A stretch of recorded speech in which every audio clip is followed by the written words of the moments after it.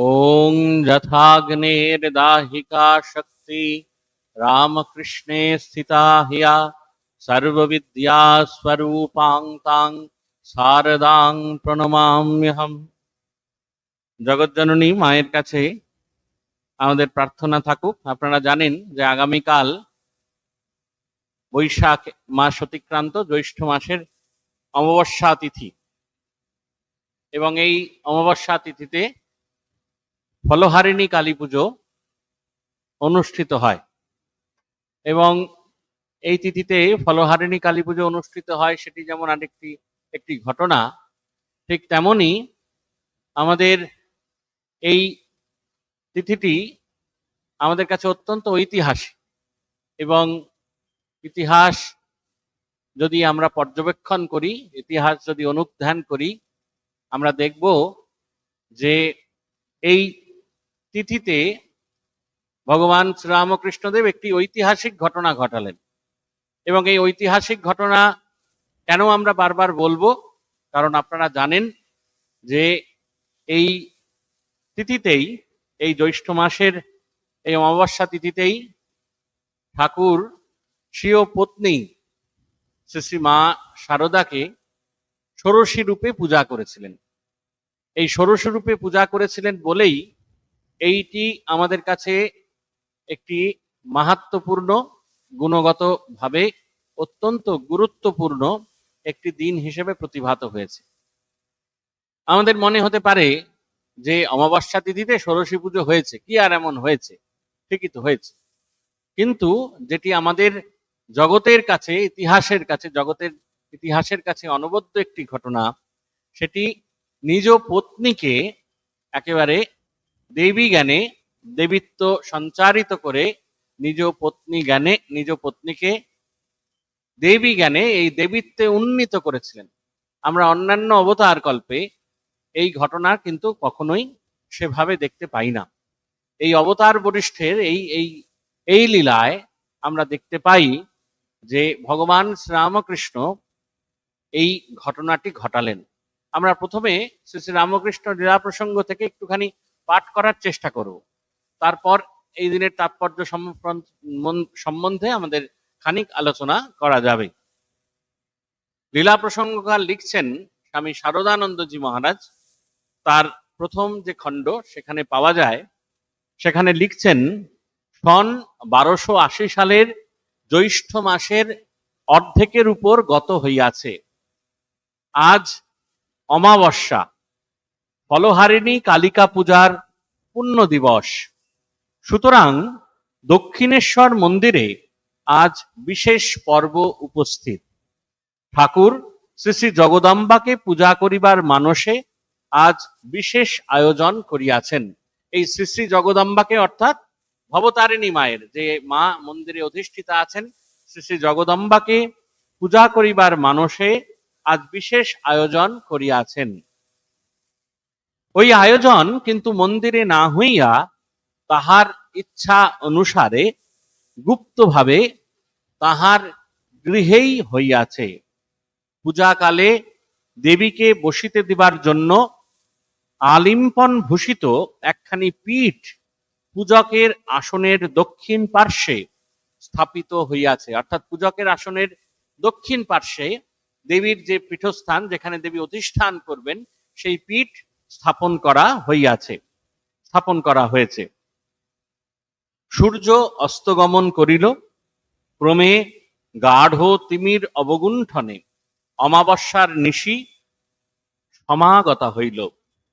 ঠাকুরের ভাগিনেও হৃদয়কে অদ্য রাত্রিকালে মন্দিরে দেবীর বিশেষ পূজা করিতে হইবে। সুতরাং ঠাকুরের পূজার আয়োজনে যথাসাধ্য সহায়তা করিয়া সে মন্দিরে চলিয়া যাইল। আমাদের এইটুকু পাঠ করতে গিয়ে খুব সহজেই বোঝা যায় যে ভগবান শ্রীরামকৃষ্ণ দেব এই দিনটিতে, এই পুণ্য দিনটিতে যেন ধীরে ধীরে অল্প অল্প করে প্রস্তুতি নিচ্ছিলেন, এবং সে কারণে শ্রী শ্রী জগদম্বার পূজার জন্য নিজ গৃহে তার সেই ব্যবস্থাদি করালেন। এবং একই সঙ্গে খুব সুকৌশলে, সুপন্থায় আমাদের ভাগিনেয় হৃদয় ঠাকুরের ছায়া সঙ্গী। ভাগিনেয় হৃদয়কে ঠাকুর কি করলেন? ঠাকুর এই মন্দিরে মায়ের অর্থাৎ ভবতারিণীর মন্দিরে সেই পূজার নিমিত্তে, পূজার কারণে, পূজার জন্যে ঠাকুর তাকে সেখানে প্রেরণ করলেন, তাকে পাঠিয়ে দিলেন এবং যথাসাধ্য পূজার আয়োজন করে ভাগিনেয় হৃদয় তিনি চলে গেলেন ঠাকুরের ওই ঘর থেকে। এবং রাধা গোবিন্দের রাত্রিকালে সেবা পূজা সমাপনন্তর দিনু পূজারী আসিয়া ঠাকুরকে ওই বিষয়ে সহায়তা করিতে লাগিল।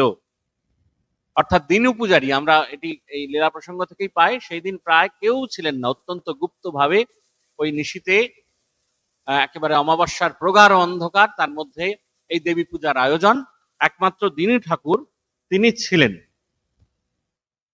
দেবীর রহস্য পূজার সকল আয়োজন সম্পূর্ণ হইতে রাত্রি 9টা বাজিয়া গেল।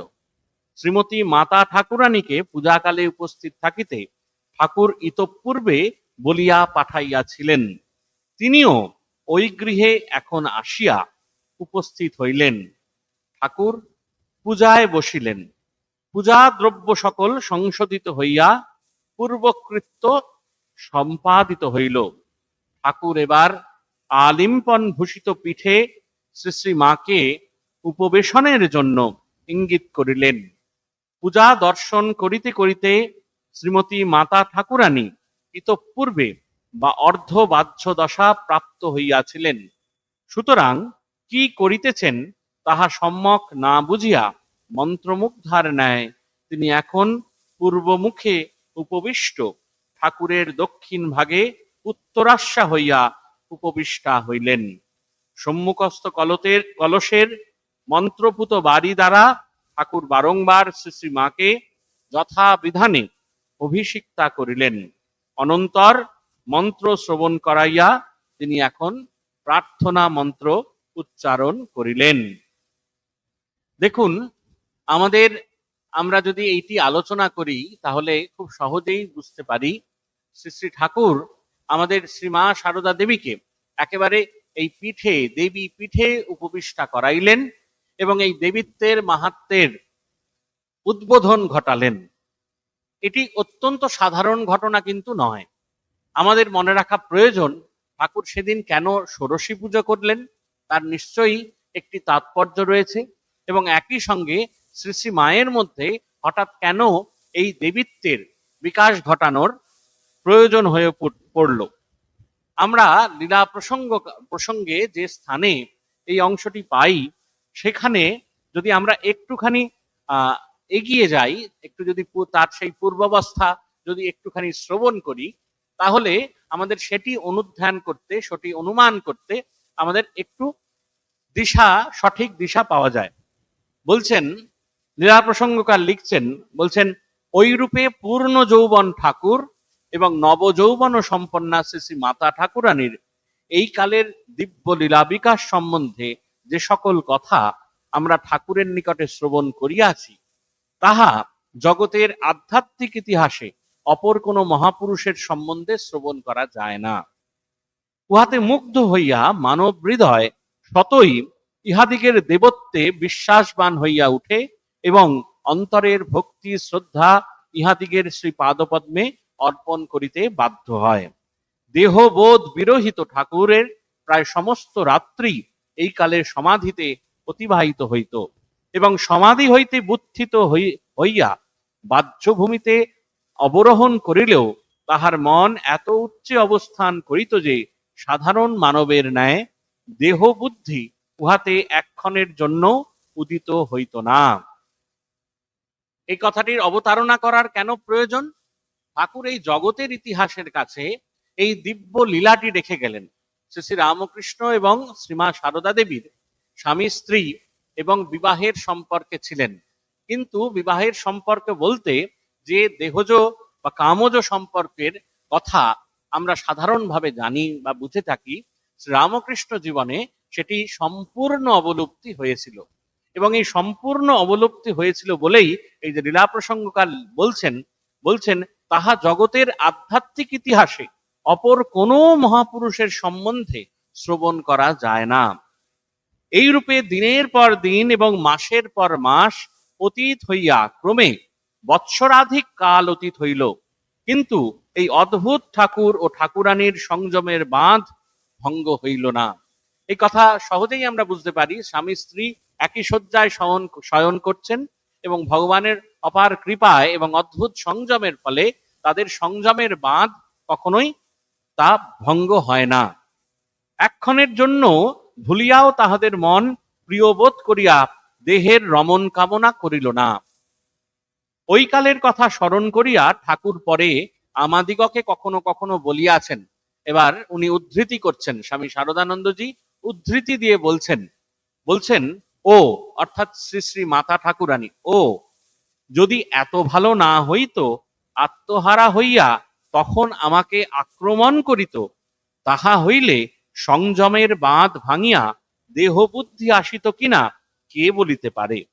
বিবাহের পরে মাকে অর্থাৎ জগদম্বাকে ব্যাকুল হইয়া ধরিয়াছিলাম, মা আমার পত্নীর ভিতর হইতে কাম ভাব এককালে দূর করিয়া দে। ওর অর্থাৎ শ্রী মার সঙ্গে একত্রে বাস করিয়া, বলছেন ওর সঙ্গে একত্রে বাস করিয়া এই কালে বুঝিয়াছিলাম মা সে কথা সত্য সত্যই শ্রবণ করিয়াছিলেন। একেবারে কামনা বাসনা রহিত একটি সম্পর্ক, যেটি সর্বসমক্ষে শ্রীরামকৃষ্ণ প্রতিষ্ঠা দিয়েছিলেন, এটি আমাদের কাছে, এবং এই লীলাও সম্ভব। এই লীলাও জগতে, এই যে ত্যাগ আমরা রোজ গাই, ত্যাগ ঈশ্বর, আমরা খণ্ডানুভবতে শ্রীরামকৃষ্ণদেব সম্পর্কে স্বামীজি লিখলেন তো, এই ত্যাগ ঈশ্বর, এই যে ত্যাগের বাদশাহ, ত্যাগের মহারাজা, এই ত্যাগ ঈশ্বর, এই মহাপুরুষ, তিনি এই জীবনের এই সম্পর্কটিকে পরখ করে দেখেছিলেন। ঠাকুরের জীবনটা যদি আমরা দেখি, তাহলে যে 64 ভাবের সাধনার কথা আমরা পাই, কোনোটাই ঠাকুর যেমন বললেন যে সত্য বলছি, আমি যেমন ভগবানকে দেখেছি তোকেও দেখাতে পারি। অর্থাৎ সত্য বলছি মানে এই অনুভূতি শ্রীরামকৃষ্ণের হয়েছিল, শুধু মুখের কথা নয়। কেশবচন্দ্র সেনকে বলছেন শুধু লেকচার দিলে হবে, অথবা এই শুধু লেকচার দিলে যেমন হবে না, ঠাকুরের এই জীবনে, এই জীবনটাই আমরা দেখতে পাই তা কিন্তু সবটাই অনুষ্ঠান করা, এবং এই অনুষ্ঠান করে নিজে মুখে এবং নিজ ভাবে যখন ঠাকুর এই সমস্ত সাধনায় সিদ্ধ হলেন, পরখ করে দেখলেন সাধনায় সত্যই সেই পথে এগোনো যায় কিনা, তবেই ঠিক ঠিক করে বলতে পেরেছিলেন যত মত তত পথ, আর আমরা সব পথেই এক ঈশ্বরের কাছে পৌঁছই। এটি জীবনের সিদ্ধ, পরীক্ষা সিদ্ধ শ্রীরামকৃষ্ণ জীবনে।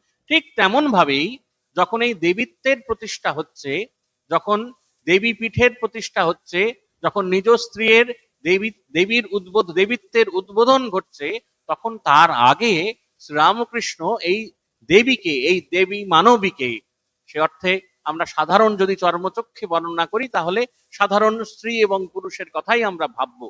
সেখানে এই যে মানবী থেকে দেবীত্বের যে উদ্বোধন, তা কিন্তু ঠাকুর নিজে নিজ জীবনে পরখ করে দেখিয়েছিলেন, পরীক্ষা করে দেখেছিলেন। দিনের পর দিন, মাসের পর মাস একত্রে এক শয্যায় শয়ন করে। এটি কিন্তু জীবনের পরীক্ষা, এবং এই পরীক্ষায় শ্রীরামকৃষ্ণ এবং মা শারদা একেবারে সুন্দরভাবে উত্তীর্ণ হয়েছিলেন সসম্মানে।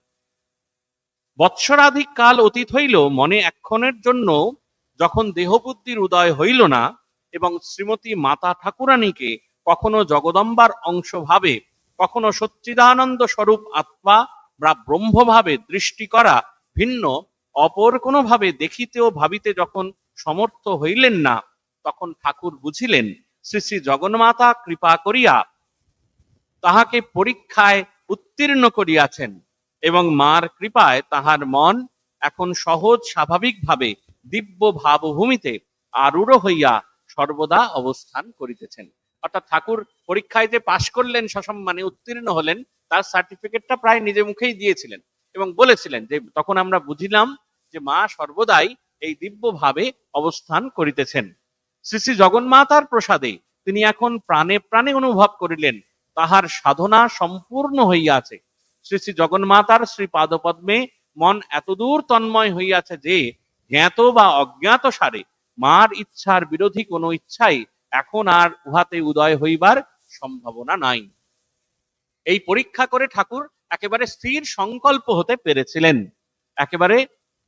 অতঃপর শ্রী শ্রী জগদম্বার নিয়োগে তাহার প্রাণে এক অদ্ভুত বাসনার উদয় হইল, এবং কিছুমাত্র দ্বিধা না করিয়া তিনি এখন উহা কার্যে পরিণত করিলেন। তিনি উহা কার্যে পরিণত করিলেন, যে কেন এই বাসনার উদয় যে হবে না, এটি যখন স্থির সংকল্প করলেন, তখন উনি বুঝতে পারলেন যে যে যে এটি করা সম্ভব। আমরা অন্যত্র পাই, অন্যত্র একজন প্রবীণ সন্ন্যাসীর লেখায় পাই, বলছেন যে ষোড়শী পূজার সুগভীর তাৎপর্য নিহিত শ্রী শ্রী মায়ের দেবীত্বের উদ্বোধনে। পূজার প্রথম দিকে শ্রীরামকৃষ্ণ মাতৃ অঙ্গে বিভিন্ন মন্ত্রের ন্যাস বা অবস্থাপন করেছিলেন। কারণ আমরা জানি মন্ত্রময়ী দেবতা, তাহলে দেবতা ভাবময়ী, দেবতা তিথিময়ী এবং দেবতা মন্ত্রময়ী। দেখুন, আমরা পূজা যখন করি, পূজার যখন আয়োজন হয়, তখন এই তিনটি সম্পর্কে আমাদের সচেতন থাকা হয়। দেবতা মন্ত্রময়ী, দেবতা তিথিময়ী এবং সর্বোপরি দেবতা ভাবময়ী।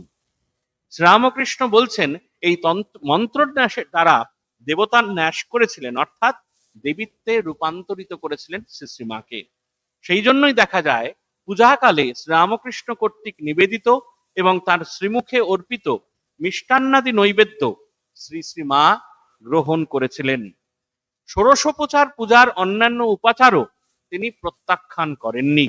শুধু তাই নয়, মন্ত্র উচ্চারণের পূর্বক শ্রীরামকৃষ্ণের নিবেদিত প্রণামও তিনি নির্দ্বিধায় গ্রহণ করেছিলেন। এখন প্রশ্ন উঠতে পারে যে এই অলৌকিক ক্ষমতা সম্পন্ন শ্রীরামকৃষ্ণ সকলের অজান্তে ইচ্ছা মাত্রেই শ্রী শ্রী মায়ের দেবীত্ব জাগরিত করে তাকে সেই বোধে প্রতিষ্ঠিত করতে পারতেন, তাহলে তিনি কেন বাহ্য উপচার ও মন্ত্রোচ্চারণের দ্বারা এই ধরনের পূজায় ব্রতী হলেন?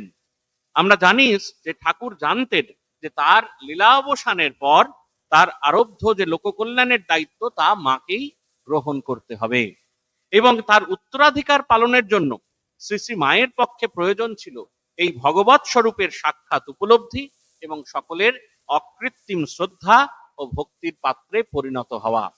ঠাকুর ওই ঘরে বসেই, আমরা মাঝে মাঝে বলি আমি বিভিন্ন কথায়, এই দক্ষিণেশ্বরের ছোট্ট ঘরটা একেবারে বিপ্লবের ঘর করে ফেলেছিলেন, নিঃশব্দ বিপ্লব। ঠিক তেমন ভাবেই এই শ্রীরামকৃষ্ণ এত দূরদর্শী সম্পন্ন একটি কাজ ওই জ্যৈষ্ঠ অমাবস্যায় করলেন।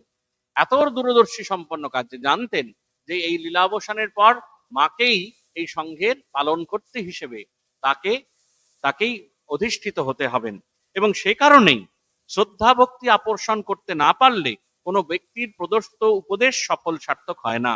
অর্থাৎ তিনি উপদেশ দেন, সেই ব্যক্তির অনুরূপ কার্য করতে অনুপ্রাণিত হয় না, এবং আধ্যাত্মিক উপদেশের ক্ষেত্রে উপদেষ্টার প্রতি শ্রদ্ধা ভক্তির গুরুত্ব লৌকিক বিষয়ে উপদেষ্টা পুরুষের অপেক্ষা আরো বেশি।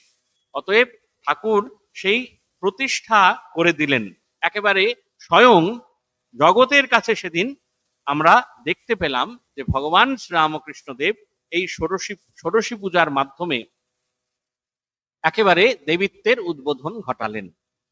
তাহলে ষোড়শী পূজা কেন? যদি আমরা ষোড়শী পূজার বৈশিষ্ট্য সম্পর্কে কয়েকটি কথা আলোচনা করি, তাহলে দেখব যেটি আমাদের দৃষ্টি আকর্ষণ করে তা হলো এই ষোড়শী পূজা হচ্ছে সাক্ষাৎ ভগবতীর পূজা। আমরা যদি দেখি দশ মহাবিদ্যার কথা আমরা আলোচনা করি, আমরা তন্ত্রে পাই দশ মহাবিদ্যার কথা। যারা শক্তি উপাসক তারা বলেন, আপনারা সবাই হয়তো জানেন দশ মহাবিদ্যার কথা, বলছেন যে দশ মহাবিদ্যারই অর্থাৎ 10টি মহাবিদ্যা, 10টি নাম রয়েছে। কিরকম নাম?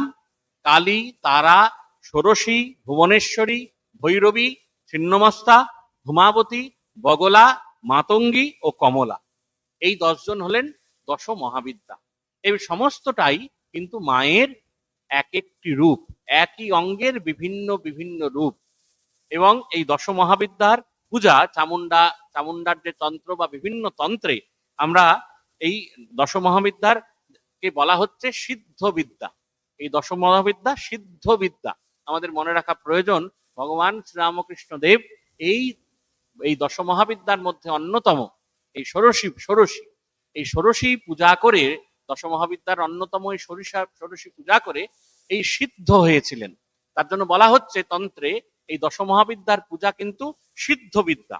এবং সর্বক্ষেত্রে বলা হচ্ছে যে এই দশ মহাবিদ্যা বিভিন্ন ইয়ে রয়েছে, বিভিন্ন ভাব কথা রয়েছে, এই নিয়ে বিভিন্ন মতামত রয়েছে। কেউ বলছেন মহাবিদ্যা 10টা, কেউ বলছেন মহাবিদ্যা 14টা, আবার কোথাও কোথাও বলা হচ্ছে 7 কোটি মহাবিদ্যা রয়েছে।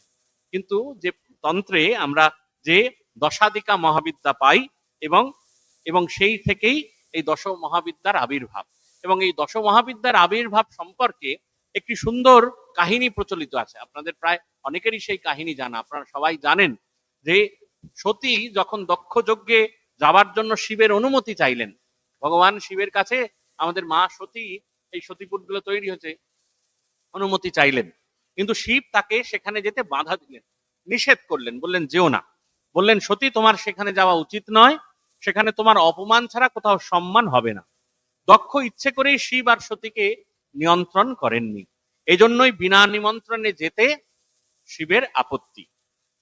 সতী কিন্তু যাওয়ার জন্য জেদ করতে থাকেন যে না, বাবা পিতা দক্ষ রাজা যেখানে এই বিরাট আয়োজন করেছেন, সেখানে মেয়ের কি না যাওয়া চলে? শিব তাকে তখন কড়া করে বলেন, দক্ষ কন্যে, আমি জানি তুমি আমার কথার বদ্ধ নও, তোমার যা ইচ্ছে তাই করো, আমার আজ্ঞার অপেক্ষা তোমার কিসের? তখন আমাদের দেবাদিদেব শিব বলছেন, তুমি আমার আজ্ঞার অপেক্ষা, কারণ তুমি তো স্বয়ং মহামতি, স্বয়ং ভগবতী, তাহলে তোমার আজ্ঞার, আমার আজ্ঞার অপেক্ষা কিসের? এ কথায় দেবী অত্যন্ত ক্রুদ্ধ হয়ে ওঠেন, ভাবেন শিব আমাকে পত্নী ভাবে পেয়ে আমার স্বরূপ হয়তো বিস্মৃত হয়েছেন, যে আমি যে কে তা হয়তো বুঝতে পারেননি। অতএব একে এবং আমার পিতা অহংকারী দক্ষ প্রজাপতিকে ত্যাগ করে কিছুকাল নিজ লীলায় স্বরূপ অবস্থান করব, এই ভেবে দেবী অতি ভয়ঙ্করী কালী মূর্তি ধারণ করলেন। একেবারে ভয়ঙ্করী কালী মূর্তি ধারণ করলেন দেবী, এবং বলছেন যে এই যে একেবারে দিগম্বরী কৃষ্ণ মূর্তি, আলোলায়িত কেশ, কুন্তল লোল জিহ্বা, এত বড় জীব এবং মুন্ড বালেনি, সেই মূর্তি দেখে সে শিব খুব ভীত হয়ে গেলেন, ভয় পেলেন, ভয় পেয়ে পালিয়ে যেতে চাইলেন এবং 10 দিক লক্ষ্য করে ধাবিত হলেন। তখন কি ঘটলো? তখন দেবী স্বামীকে এমন ভয়াভিভূত দেখে দয়া পরবশ হয়ে তাকে বারণ করবার জন্য একেবারে কিছুক্ষণের মধ্যেই 10 মূর্তি ধারণ করে 10 দিকে অবস্থান করলেন। একেবারে সেই সময়ে দেবী যখন দেখলেন নিজ স্বামী তিনি একেবারে মূঢ় অবস্থা প্রাপ্ত হয়েছেন, কিংকর্তব্যবিমূঢ় হয়ে পড়ছেন, ভীত হয়েছেন, তখন তিনি সঙ্গে সঙ্গে একেবারে মুহূর্তের মধ্যে এই 10 দিকে 10টি রূপ ধারণ করলেন। শিব যেদিকে যান সেদিকেই দেখেন সেই ভয়ঙ্করী মূর্তি। তখন পালাবার পথ না পেয়ে তিনি ভয়ে চক্ষু মুদ্রিত করেন, আর চোখ খুলে দেখেন সামনে সেই ভয়ঙ্করী কালী মূর্তি। জিজ্ঞাসা করেন, কে তুমি শ্যামা? আমার প্রাণবল্লভী সেই সুন্দর সতী কোথায়? দেবী বললেন, চিনতে পারছো না? আমি তো সতী, আমি সৃষ্টি সংহারকারিণী সূক্ষ্মা প্রকৃতি। তোমার স্ত্রী হওয়ার জন্যই, তোমার জন্যই গৌরবর্ণা হয়েছিলাম। এই যে আমরা যে মাকে দেখি, মা দুর্গার প্রচলিত রূপ দেখি গৌরবর্ণা, তার জন্যই তো আমি গৌরবর্ণা হয়েছিলাম। আর 10 দিকে যে মহাভয়ঙ্করী দশমূর্তি দেখছো, সেসব আমারই মূর্তি। অতএব মহামতি শম্ভু, ভয় করো না। দশ মহাবিদ্যার মধ্যে আমরা যা দেখি কালী, তারা ও ত্রিপুরা সুন্দরী, এই 3 জন হচ্ছে প্রধান। একটি আমরা তান্ত্রিক বচন পাই, সেখানে বলছে চতুর্যুগেষু ফলদা দশবিদ্যা মায়রিতা তাসু তিস্র বিশিষ্যান্তে কালী তারা চ সুন্দরী। অর্থাৎ বলা হচ্ছে যে এই কালী, তারা এবং ত্রিপুরা সুন্দরী, ও এর মধ্যে কোনো ভেদ নেই। এই কালী, তারা, ত্রিপুরা সুন্দরী, ছিন্নমস্তা, এর মধ্যে কোনো ভেদ নেই। যথা ছিন্না তথা কালী, তথৈব সুন্দরী পরা, তথৈব তারা সংদিষ্টা, চতুর্নাম নহি ভিন্নতা। চতুর্নাং নহি, এই 4টির মধ্যে কোনো ভিন্নতা নেই, কোনো ভাগ নেই, প্রভেদ নেই। অর্থাৎ কালী, তারা, ত্রিপুরা সুন্দরী এবং ছিন্নমস্তা, এর মধ্যে কিন্তু দেবীর কোনো রূপের ভাগ নেই। দশ মহাবিদ্যার মধ্যে এই তন্ত্র সাধকরা বিভিন্ন জন তন্ত্র সাধনা করে যে লব্ধ জ্ঞান করেছিলেন, তাতে কখনো কখনো একটি বিশিষ্ট ওটি বিশিষ্ট এটি করে নির্দেশ দেওয়া হয়। কিন্তু আমাদের কাছে খুব সহজ করে যদি আমরা বুঝতে পারি, তাহলে বুঝবো যে এটি কিন্তু এই দেবী শক্তির প্রকাশের তাৎপর্য। প্রকাশের, ওই যে মা বললেন সৃষ্টি সংহারকারিণী, তিনি সৃষ্টি করছেন, তিনি পালন করছেন, আবার তিনি সংহার করছেন। তাহলে এক দেবী স্বীয় শক্তি বলে বলে সৃষ্টি সংহার করছেন, পালন করছেন। ঠিক তেমনি এই তিনটি গুণ যা আমাদের এই ভেদ তৈরি করছে। আপনারা দেখুন, আমরা শ্রীমদ্ ভগবত গীতাতেও এই তিনটি গুণের কথা আমাদের ভগবান শ্রীকৃষ্ণ শ্রীমুখে বলছেন। সত্য, রজ এবং তম, এই গুণত্রয়ের অধিক্য এবং কমতি, কোনোটা বেড়ে যাচ্ছে, কোনোটা কমে যাচ্ছে, তার মধ্যেই কিন্তু আমাদের এই আপাত ভেদ। যখন প্রচন্ড অলসতা আমাদের ভেতরে এসে ধরে, নিদ্রালুলায়িত আমরা হয়ে যাই, তাহলে বুঝতে হবে যে তমগুণ আমাদের ঘিরে ধরেছে। যখন খুব এই রাজকীয় কাজকর্ম করতে ইচ্ছে করে, সুন্দর সুন্দর সাজগোজ, সুন্দর ধুতি, সুন্দর পাড়ের ধুতি, সুন্দর পাড়ের শাড়ি যখন পড়তে ইচ্ছে করে, সমস্ত একবারে ঠিক, তাহলে বোঝা যায় যেন এই রজগুণের আধার হয়েছে। আর যেখানে আর কিছুই বা সত্যবাদিতা একেবারেই খুবই সূক্ষ্ম মন হয়ে ওঠে, তখন বোঝা যায় যে সত্যগুণের প্রাধান্য পেয়েছে। এই দশ মহাবিদ্যার মধ্যেই এই ষোড়শী, এই ষোড়শীকে আমরা আবার বিভিন্ন নামে ডাকি। কোনটায় বলা হয় শ্রীবিদ্যা, কোনটা ত্রিপুরা, কোনটা সুন্দরী, কোনটা ত্রিপুরা সুন্দরী, কোনটা মহাত্রিপুরা সুন্দরী ইত্যাদি। এবং ষোড়শীর আবির্ভাব সম্পর্কে বিভিন্ন ক্ষেত্রে বিভিন্ন জায়গায় বলছেন, একবার স্বর্গের অপ্সরারা তারা কৈলাসে মহাদেবকে দর্শন করতে যান, শিব তাদের সামনেই দেবীকে কয়েকবার কালী কালী বলে ডাকেন। এতে দেবী লজ্জা পেয়ে যান এবং মনে মনে স্থির করেন কালী রূপ ত্যাগ করে বিশুদ্ধ গৌরী রূপ ধারণ করবেন। এমন সংকল্প করে দেবী কৈলাস থেকে অন্তর্হিতা হয়ে যান। শিব তখন একা। এমন সময় নারদ এসে উপস্থিত, নারদ এসেছেন। তখন দেবী অত্যন্ত লজ্জাশীলা, তিনি লজ্জা পেয়ে তিনি গৌরী রূপ ধারণ করবেন বলে শিবকে কালী কালী বলে ডাকেন, তিনি লজ্জা পেয়ে যান, দেবী অন্তর্হিতা হন। নারদ এসে শিবকে তখন জিজ্ঞাসা করলেন, হে দেবাদিদেব শিব, মহাদেব, তোমার পার্বতী কোথায়? শিব তখন বলছেন, দেবী আমাকে ত্যাগ করে অন্তর্হিতা হয়েছেন। নারদ তখন ধ্যানস্থ হয়ে দেখলেন দেবী সুমেরুর উত্তর পার্শ্বে অবস্থান করছেন। তখনই তিনি সেখানে চলে গেলেন এবং তাকে স্তব স্তুতি করে দেবীকে প্রসন্ন করলেন। দেবী নারদকে শিবের সংবাদ জিজ্ঞাসা করলেন। নারদ বললেন, মা, মহেশ্বর আবার বিবাহের উদ্যোগ করেছেন, তুমি শীঘ্র গিয়ে তা বন্ধ করো। দেবী তখন অপূর্ব সুন্দর রূপ ধারণ করে, কোথাও যার তুলনা মেলে না, মুহূর্ত মধ্যে শিব সন্নিধানে এসে উপস্থিত হয়ে শিবের হৃদয়ে নিজের ছায়া দেখতে পেলেন। ভাবলেন ইনি বোধহয় অন্য কোন দেবী। সেই জন্য অত্যন্ত ক্রুদ্ধ হয়ে শিবকে অকৃতজ্ঞ, প্রতিজ্ঞা ভঙ্গকারী ইত্যাদি বলে তিরস্কার করতে লাগলেন। শিব বললেন, দেবী, ধ্যানস্থ হয়ে জ্ঞানদৃষ্টিতে দেখো, দেখবে আমার হৃদয়ে তোমারই ছায়া। বলছেন কি, তুমি শীঘ্র গিয়ে তা বন্ধ করো। যখন বললেন নারদ, তখন দেবী অপূর্ব সুন্দর রূপ ধারণ করেছেন এবং কোথাও যার তুলনা মেলে না, এবং মুহূর্তের মধ্যে শিবের কাছে উপস্থিত হয়ে শিবের হৃদয়ে নিজের ছায়া দেখতে পেলেন। ভাবলেন ইনি বোধহয় অন্য কোনো দেবী। সেই জন্য অত্যন্ত ক্রুদ্ধ হয়ে শিবকে অকৃতজ্ঞ, প্রতিজ্ঞা ভঙ্গকারী এসব বলে তিরস্কার করলেন।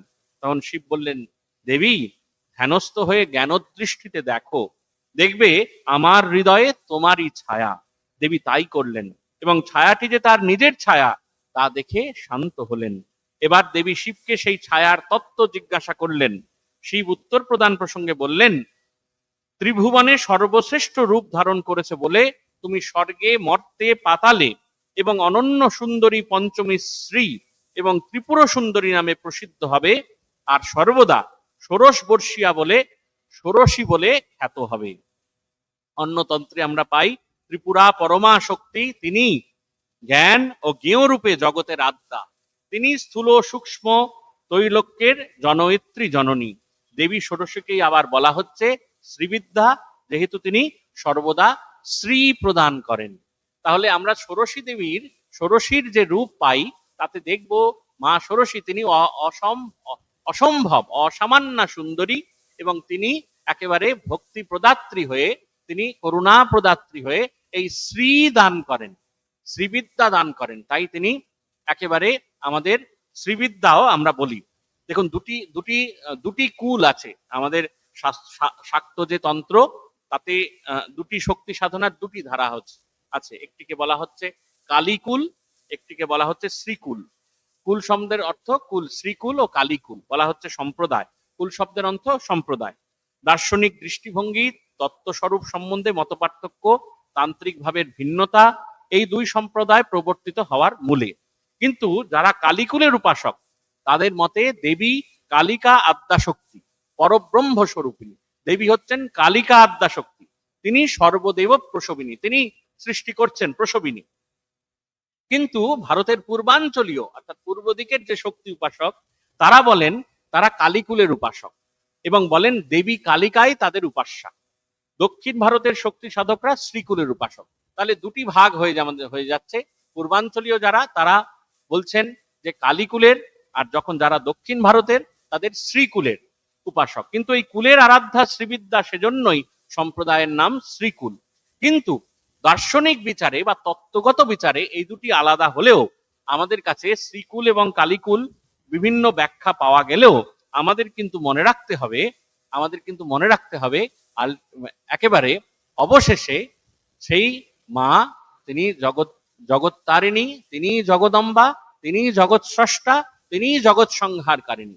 অর্থাৎ নাম ভেদে, সাধন ভেদে বা সাধনার রীতি ভেদে এর কিছু বিভেদ থাকলেও এই বিষয়ে আমাদের বিশেষ মাথা ঘামানোর দরকার নেই। যে দশমহাবিদ্যা আমরা দেখি পুরাণে কল্পে, সেখানে মা অধিষ্ঠান করছেন এবং মা স্বয়ং জগদম্বা, মা স্বয়ং শক্তি স্বরূপিণী। যেখানে দেবাদিদেব মহাদেব তাকে রেয়াত করছেন, তাকে মানছেন, ঠিক তেমন ভাবেই এই মা বিভিন্ন রূপে আমাদের কাছে প্রকীর্তিতা হয়েছিলেন, প্রতিভাতা হয়েছিলেন। এবং এই প্রতিভাত হয়েছিলেন বলেই এই মায়ের এই অদ্ভুত অদ্ভুত সাধনা, মায়ের এই অদ্ভুত জীবন, তাকে প্রতিষ্ঠা দিয়েছিলেন ভগবান শ্রীরামকৃষ্ণ। অবতার বরিষ্ঠ স্বরূপে পূজা ইতিহাস প্রসিদ্ধ ঘটনা, এবং একেবারে আমাদের দেশে এর মধ্যে দিয়ে যে কুমারীকে দেবী রূপে আরাধনার যে প্রথা, তা কিন্তু শাস্ত্রীয় প্রথা সম্পন্ন, শাস্ত্রীয় বিধি সম্পন্ন। হ্যাঁ, আমাদের চণ্ডীতে আছে স্ত্রীয় সমস্তা সকলা জগৎসু, অর্থাৎ সকল স্ত্রী ভগবতীর একটি অংশ। একেবারে শাস্ত্র বাক্য বলছেন সকল স্ত্রী ভগবতীর একটি অংশ। আমরা যদি খুব সাধারণ অর্থে দেখি, আমরা যদি সাধারণ বুদ্ধিতে দেখি, তাহলে দেখব ভগবান শ্রী রামকৃষ্ণ দেব এই দেবী পূজার মাধ্যমে এই দেবী পীঠ প্রচলন করলেন, তাকে অভিষিক্তা করলেন। একেবারে বাধ্যত পূজার যে নিয়ম কানুন, আচার বিধি, তা সমস্ত করে মায়ের দেবীত্বের উদ্বোধন ঘটালেন। এবং একই সঙ্গে শুধুমাত্র এই দিব্যলীলা প্রতিষ্ঠা দিলেন তা নয়, যে অপূর্ব দিব্যলীলা, স্বামী স্ত্রীর অপূর্ব দিব্যলীলা, এবং একই সঙ্গে শ্রী শ্রী মা সারদা দেবীর পরবর্তী জীবনের বা ভবিষ্যৎ জীবনের কথা ভেবে, সঙ্গ জীবনের কথা ভেবে মায়ের দেবীত্বের উদ্বোধন করলেন তা নয়, একই সঙ্গে রামকৃষ্ণ দেব আবার নতুন করে পুনঃপ্রতিষ্ঠা করলেন যে কোনো স্ত্রী জাতি ভগবতীর অংশ, যে কোনো স্ত্রী জাতি ভগবতীর অংশ, তাকে পুনঃপ্রতিষ্ঠা করলেন। আমরা যারা সমাজে থাকি, আমাদের সমাজের নিত্য নৈমিত্তিক কাজকর্মের থেকে আমরা সহজেই বুঝতে পারি, মুখে বলাটা খুব সহজ, কাজে করা অত্যন্ত অত্যন্ত কঠিন। কিন্তু শ্রীরামকৃষ্ণ শ্রীমাকে ষোড়শরূপে পূজা করলেন, তন্ত্র সাধনা, বেদান্ত সাধনা সব পরিসমাপ্ত করে সিদ্ধি লাভের পর এই কারণে আপন সহধর্মিনীকে, আপন লীলা সঙ্গিনীকে একেবারে শাস্ত্রীয় পদ্ধতিতে পূজা করে শ্রীরামকৃষ্ণ বিধি বহির্ভূত এবং অতএব নিন্দনীয় কর্মের অনুষ্ঠান করলেন। এই ধরনের আক্ষেপ হওয়া স্বাভাবিক, কিন্তু মানবীয় স্তর থেকে এই আক্ষেপ সঙ্গত হলেও মানব শরীরেই অবতীর্ণ ভগবান ও ভগবতী, তাদের বিরুদ্ধে এই অভিযোগ উঠতে পারে না। কারণ অবতারের যিনি সঙ্গিনী হয়ে এসেছিলেন আমাদের শ্রী মা, তাহলে তাদের বিরুদ্ধে এই অভিযোগ উঠতে পারে না। বলছে ঋগ্বেদে বলা হচ্ছে অস্য মহতো ভূতসা নিঃশ্বাসিত মেদ ইয়াদ ঋগ্বেদ। এই ঋগ্বেদ ইত্যাদি তাহা মহান পরমেশ্বরের নিঃশ্বাসিত অর্থাৎ পরমেশ্বরের আশ্রিত বেদ সৃষ্টির আরম্ভে বা বাইরে প্রক্ষিপ্ত। এটি শ্রুতিবাক্যের ভিত্তিতে রচিত এবং বিভিন্ন ক্ষেত্রেই বলা হচ্ছে যে পরমেশ্বরই এই শাস্ত্রের সমস্ত উৎসস্থল। অর্থাৎ এই যুগের বেদান্ত, এই যুগের শাস্ত্র কিন্তু এই পরমেশ্বর এবং পরমেশ্বরীর অদ্ভুত দিব্যলীলার, এই দিব্যলীলাকে অধিষ্ঠান করেই তৈরি হয়েছে। সেখানে এই শাস্ত্র এবং পরমেশ্বর সেখানে কিন্তু এক হয়ে গেছে। সেখানে শাস্ত্র, অর্থাৎ শাস্ত্র আমাদের যা শাসন করছে, পরমেশ্বর যিনি ঈশ্বর রূপে আমাদের কাছে প্রতীয়মান হচ্ছেন, তা কিন্তু আমাদের কাছে এক হয়ে গেছে। এবং সেই কারণেই এই স্বার্থ গন্ধহীন একটি অপার্থিব প্রেমের উজ্জ্বল দৃষ্টান্ত স্থাপন করতেই শ্রী ভগবানের এই আপাত নিন্দিত রাস ক্রীড়ার অনুষ্ঠান। এবং নিজ দেবীকে পরিকল্পনা কি ছিল তা হয়তো আমাদের কাছে অজ্ঞাত, কিন্তু আমরা খুব স্বাভাবিকভাবে সে সমস্ত শাস্ত্রের কথা, যদি শাস্ত্রের কঠিন কথা সমস্ত দূরে সরিয়ে রাখি, তাহলেও আমরা বুঝতে পারবো যে এই ষোড়শী পূজার মাধ্যমে ভগবান শ্রীরামকৃষ্ণদেব একটি অসম্ভব দিব্য লীলা প্রতিষ্ঠা করলেন। আমি লীলা প্রসঙ্গে যদি আমরা দেখি, তাহলে দেখব সেখানে লীলা প্রসঙ্গে আমাদের দ্বিতীয় খণ্ডে সেখানে গৌরী পণ্ডিতের কথা আছে। সেখানে গৌরী পণ্ডিতের কথায় বলা হচ্ছে যে গৌরী পণ্ডিত যিনি তান্ত্রিক সাধক ছিলেন এবং যিনি প্রথম ভগবান শ্রীরামকৃষ্ণকে অবতার পুরুষ বলে একেবারে ইতিহাসে ঐতিহাসিকভাবে সবার সামনে, জগতের সামনে প্রতিষ্ঠা দিয়েছিলেন গৌরী পণ্ডিত। যেখানে ঠাকুর বলছেন, তা তোমার কি মনে হয়? বলছেন, ঠাকুর বলছেন, ও বাবা, তুমি যে আবার তাকেও ছাড়িয়ে যাও। বৈষ্ণবচরণ বলেছিলেন অবতার, গৌরী তাহাতে গম্ভীর ভাবে উচ্চারণ করিলেন। ঠাকুরকে বলছেন, বৈষ্ণবচরণ আপনাকে অবতার বলে, তবে তা ছোট কথা বলে। আমার ধারণা, যাহার অংশ হইতে যুগে যুগে অবতারেরা লোককল্যাণ সাধনে অবতীর্ণ হইয়া থাকেন, যাহার শক্তিতে তাহারা ওই কার্য সাধন করেন, আপনি তিনি। মানে তিনি শুধু অবতার নন, যার শক্তিতে অবতার কার্য, আপনি তিনি সেই কারণ, অবতার সৃষ্টির কারণ আপনি। ঠাকুর শুনিয়া হাসিতে হাসিতে বলিলেন, ও বাবা, তুমি যে আবার তাকেও ছাড়িয়ে যাও, মানে বৈষ্ণবচরণকেও ছাড়িয়ে যাও, কেন বলো দেখি? আমাতে কি দেখেছো বলো দেখি। গৌরী বলিলেন, শাস্ত্র প্রমাণে এবং নিজের প্রাণের অনুভব হইতেই বলিতেছি। এ বিষয়ে যদি কেহ বিরুদ্ধ পক্ষ অবলম্বনে আমার সহিত বাদে প্রবৃত্ত হয়, অর্থাৎ আমার সহিত বিবাদ করে, তা হইলে আমার ধারণা ভুল প্রমাণ করিতে প্রস্তুত আছি।